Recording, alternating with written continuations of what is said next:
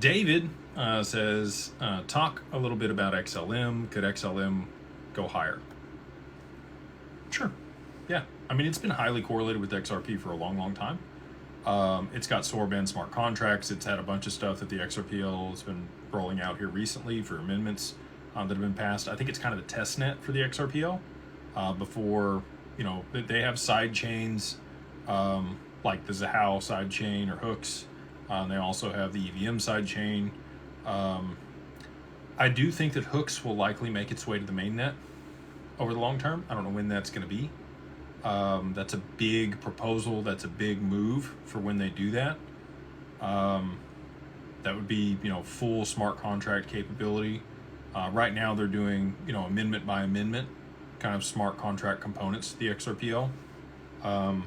That would be an actual layer on the XRPL's layer 1 for smart contract capabilities. You have SOAR-band smart contracts on XLM, which is kind of piloted that type of technology. They are lightweight smart contracts. They're not as robust as EVM stuff that's coded in Python and Solidity, and much more complex smart contracts are capable in that language.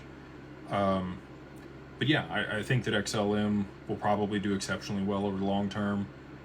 I look at it like XRP's gold and XLM would kind of be silver. I don't know if that ratio would hold true for XRP to XLM. Right now the ratio is far less than what I think it will be in the future. If you look at the gold to silver ratio historically, it's kind of 40 to 1. Biblically, you could argue 14 to 1. But if XRP is, call it, $2,000 or $10,000, I think that XLM could be 1/40th of that price. So it's, I don't have my handy dandy calculator here in front of me, but let's say it's 2,000. That'd be a $50 XLM. Similar to where I think gold is headed. I think gold's headed back to 2,100, 2,200, and I think silver's headed back to $50 before we see those move substantially higher. And people didn't like that for a long time, but here we are. Silver's back in the 50s. Gold hasn't quite pulled that back that much yet, but I do think that there's one more manipulation of the gold market coming here before Basel III.